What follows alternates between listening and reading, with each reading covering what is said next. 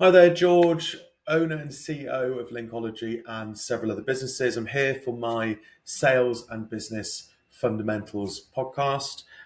This episode, I want to talk about something that's quite close to my heart, which is management and leadership and making sure that you define exactly the type of leader you are. Now, again, I've had issues in the past. I've been doing this for 15 odd years, and during that time, I think my leadership style's changed. Um, for the better, for the worse. Obviously, that my team will obviously decide that. But I think you've got to quite clearly understand what your unique skills are and where you sit within the organisation. So, are you going to be an owner, director, manager who just cracks the whip, barks orders at people, tells them what to do? If that's the case, then what you're looking for really is for people just to respect you. Um, Largely, probably because they're scared of you. Now, for me, I don't like that. I don't have a complex where I need to feel validated by people telling me how wonderful I am. I want to lead from the front. I want to be doing the work. I want to be busy. I want people to respect me because I do what I say I'm going to do. Bring in sales, deliver work, whatever it might be. Make difficult decisions, but lead with honesty and lead with heart. That's where I sit in terms of what I want to do as a business owner. And I think over those years, I've kind of learned to let go a little bit. When I was in my first businesses, I used to micromanage to the point where I might as well just done the work in the first place myself. I think a lot of that comes down to the fact that I didn't trust the people that I was necessarily managing. As another business that wasn't turning over as much money as we do now. We didn't have the cash to employ, you know, very well established grown ups, adults. They were kind of people that were juniors just getting going. So they needed a lot of micromanagement. I think if you're in a privileged position where your business is ticking over and it's quite fruitful and you're making good money, investing in a good team is really important.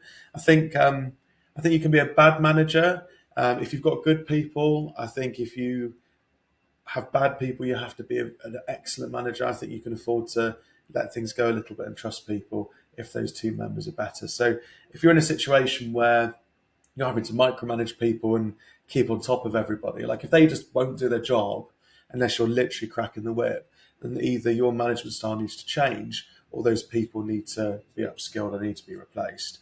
I think the perfect scenario is to get to where you've got reliable people underneath you that just deliver exactly what you ask them to deliver. And then if you forget to check up or don't ask them where they're up to with a certain campaign or if they've delivered or closed that client, you just trust that they're doing the right thing. So again, making sure that you hire the right people is also critically important. I did another video about hiring A players, the red flags, the green flags to look out for in kind of building and shaping your team. So I think the management style is really important because you can dive in, especially when you're remote. You can dive into monthly client meetings and you can just demotivate people within seconds.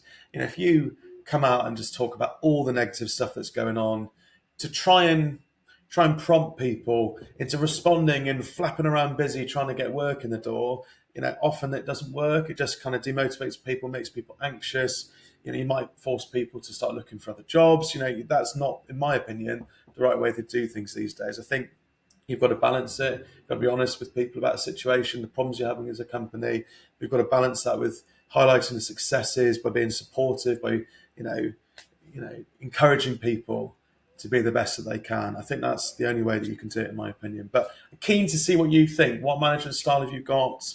What's worked? What hasn't worked? I'd love people to comment on some of the videos and share some tips amongst other people. I think that's really, really important.